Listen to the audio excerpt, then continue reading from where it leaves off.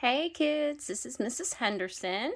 I am going to do a couple of problems with you on this worksheet that you're working on in class today, on Thursday, on solving systems of equations by graphing. So this is what we did yesterday. So if your class needs to, you guys can go ahead and rewatch the whole lesson from yesterday if you feel like you need to. But if you don't, then let's go ahead and do this worksheet and try to focus on these problems right here. So first, let me explain what these problems are. This box right here that says start in it, this is our very first problem. This is problem number 1. And it has two equations in here. Y equals 3x minus 5. That's the equation of one line. Then it has another equation, y equals negative 6x plus 4. That's the equation of another line. What we have to do is graph these two lines on the same coordinate grid and see where they cross each other. That's what it means to solve a system of equations.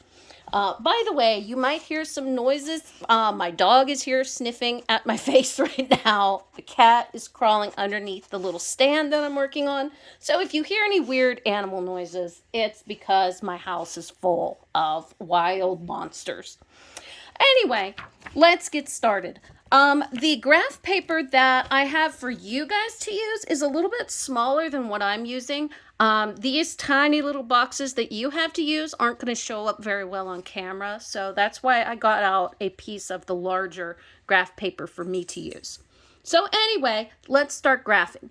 I'm going to start by graphing this very first line, y equals 3x minus 5. Now, there are a couple different ways to graph a line. One way to graph a line is to make an XY chart, where you pick whatever you want to be X and use that to put in the equation to figure out what Y could be. You do that a couple of times so that you have a couple of points and you connect the dots and make a line.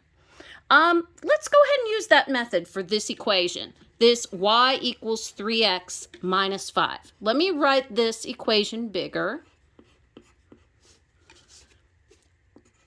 There we go. Let's use this method to graph the line. So, pick whatever number you want to be x. You guys know me. I like to choose x equals 0 because that usually gives us a nice answer. So I'm going to take 0 and I'm going to put it right here where x is. So if x is 0, then y equals 3 times 0 minus 5. 3 times 0 is 0. 0 minus 5 is negative 5. So if x is 0, y is negative 5. That is 1 point on my line. So over on this coordinate grid, I can graph the point 0, negative 5. 0, negative 5 means don't go left or right, go down 5. There's the point 0, negative 5. Now I can do another x. I need another point that's on this line. So I choose another number to be x. I'm going to say x is 2. If x is equal to 2, then I put a 2 right here where x is. And this would be y equals 3 times 2 minus 5. 3 times 2 is 6. 6 minus 5 equals 1. So if x is 2, then y is equal to 1.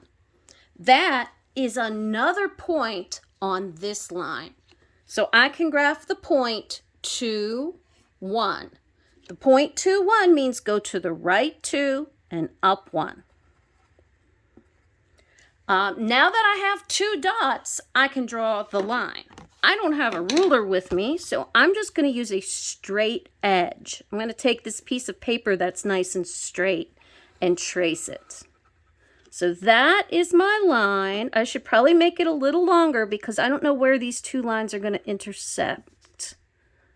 There we go. This is line number 1. And I'm going to put a little number 1 next to this equation so I know what line is what. Next, I'm going to graph the line y equals negative 6x plus 4. I have to graph this line. Now, there are other ways to graph lines besides making XY charts. The other method that we know to graph a line when the equation says y equals is to use the slope and the y-intercept. If the equation says y equals, then the number that sits in front of x is the slope, and the number being added or subtracted is the y-intercept. We can use that information to graph this line right here. If you don't like this method though, you can go ahead and make an XY chart for this second line as well. Making an XY chart will always work to graph a line no matter what form it's in. But if you use this y equals mx plus b method, it might be a little quicker for you to do these problems. So the equation is y equals negative 6x plus 4. That means the y-intercept is 4. So over on my graph, the y-intercept, the point where the line crosses the y-axis, is 4. So put a dot where y is equal to 4. That's what B means. That's what the y-intercept means. Now, the slope of this line is negative 6. Since slope is negative 6, if you write that as a fraction, it's negative 6 over 1. That means, let's see, slope is rise over run. Slope is how far you go up or down over how far you go left or right. Left or right. So starting at this point, this red point right here where y is equal to 4, I'm going to go down 6 because the slope is negative 6. So the top number tells you up or down. It's negative. So I'm going to go down 6. 1, 2, 3, 4, 5, 6. And to the right, 1, because that's a positive 1. That's the second dot that's on my line. And now I can graph that. Let me get my straight edge since I don't have a ruler. I'm a really bad math teacher to not have a ruler with me while I'm teaching. That right there is my second line. That's line number 2. So I graphed the first line, I graphed the second line. How do I know the answer to the problem? The answer to the problem is the point where these two lines cross each other, which is right there. And it might be a little hard to see on my graph paper, but if you were solving this along with me, that point right there is to the right 1, so it's 1, comma, down 2, negative 2.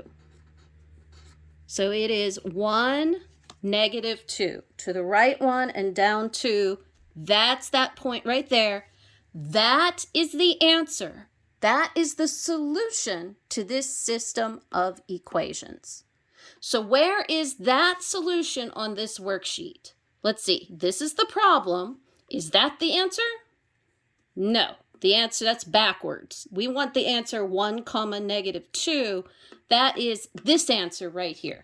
So, sorry for making the camera go crazy.